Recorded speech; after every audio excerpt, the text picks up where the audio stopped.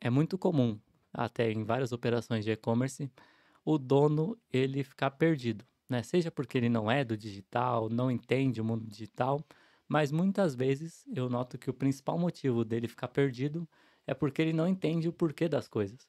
Né? Ele coloca produto lá, cria o seu e-commerce, ou então começa a vender nos marketplaces. Um mês vai super bem, outro mês não vai bem. Ele não consegue entender muito bem o porquê que está crescendo, porquê que está caindo. E quando está crescendo, ele não dá muita bola, porque está crescendo, então bora. Aí o problema é quando começa a Uhum. cair, que ele não sabe como estancar essa queda. Então, o que que você acredita que pode causar isso, né, essa dúvida, e por onde a gente pode seguir já nesse tema?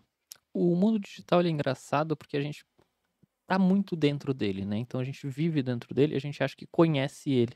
Então a gente conhece ele, mas a gente conhece nas 2 camadas mais normais dele, que é o que e como. Então o que é o mundo digital e como ele funciona. Mas às vezes a gente precisa chegar na terceira camada, que é a camada do porquê as coisas funcionam. Então isso vale para todos os segmentos, que estão no digital. Então desde a produção de conteúdo, desde a parte de anúncios, desde a parte da sua loja, né, do seu e-commerce em si, você tem que ter os porquês ali e como Uhum, essas coisas funcionam. Às vezes você vem, como você falou, do mercado físico e você está literalmente preocupada com a parte, da logística em diante, de ter o produto disponível, de fazer essas coisas acontecerem. E aí você não se preocupa com as outras 2 partes fundamentais, que são os porquês e com o marketing do negócio. No mundo digital, como você não tem um ponto físico e um fluxo de pessoas passando na sua loja, você precisa se preocupar com o marketing, que é quem vai garantir esse fluxo de pessoas, e com os porquês das coisas estarem acontecendo. O mundo digital é totalmente metrificável, né. No mundo físico você às vezes tem que fazer um hack, tem que fazer uma uhum. improvisação para você conseguir, saber o porquê as coisas estão acontecendo. E tem muitas coisas que não são diretamente ligadas a você. Então, o fluxo de pessoas na frente da sua loja, por mais que você escolha um bom ponto de venda e tudo mais, às vezes não é influenciado por você, seja um evento no local, seja alguma outra coisa. Então, só que no mundo digital você sabe o porquê as pessoas estão chegando na sua loja, você sabe como que elas estão chegando, qual que é a intenção e tudo. Então, descobrir os porquês das coisas nas suas análises que você vai fazer do seu negócio vai mudar um pouco o jogo que você está jogando. Isso vai te trazer previsibilidade, vai te trazer escala, vai te trazer também uma segurança que você não vai investir num estoque, ele vai ficar parado, você vai ter a rotatividade do estoque mais previsível. Então, saber o porquê das coisas no mundo digital é muito mais importante até do que no mundo físico, que você não controla 100% dos pontos de ação.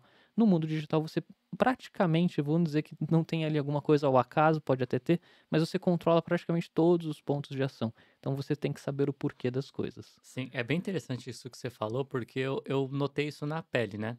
Recentemente eu fiz uma visita numa loja de materiais de construção que é de um amigo meu.